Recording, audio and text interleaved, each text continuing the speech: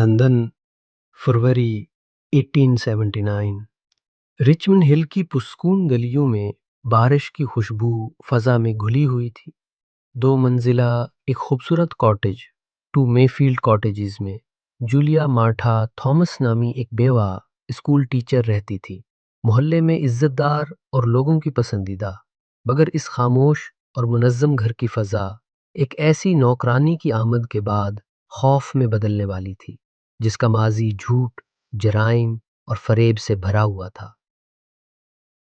دیزا jacket Webster ایک تیز زبان، سخت مزاج عورت تھی جس کی زندگی میں کئی بار جیل اور چوری جیسے جرائم آ چکے تھے۔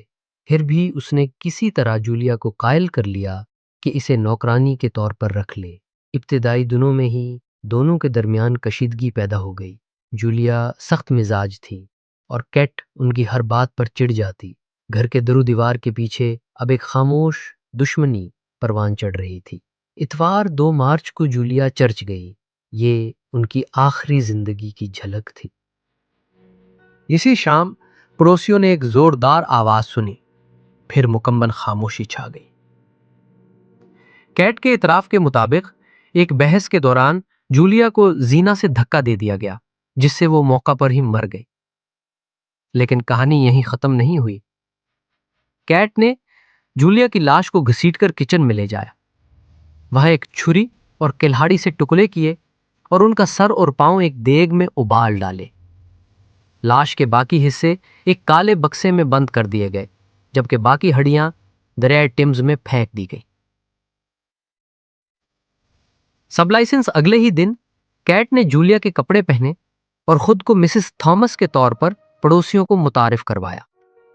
وہ مقتولہ کا سامان بیچنے کی کوشش بھی کرتی رہی اور یہاں تک کہ گھر کرائے پر دینے کا ارادہ بھی کیا، مگر جولیا کی دوستوں کو شک ہوا۔ پھر جب ٹیمز دریا سے انسانی اعضاء برآمد ہوئے تو یہ خبر پورے لندن میں پھیل گئی۔ کچھ دن بعد وہ کالا باکس بھی برآمد ہوا جس میں جولیا تھامس کے باقی جسم کے ٹکڑے موجود تھے۔ کیٹ کو گرفتار کیا گیا، مقدمہ چلا اور اسے قتل کا مجرم قرار دے کر سزائے موت دی گئی۔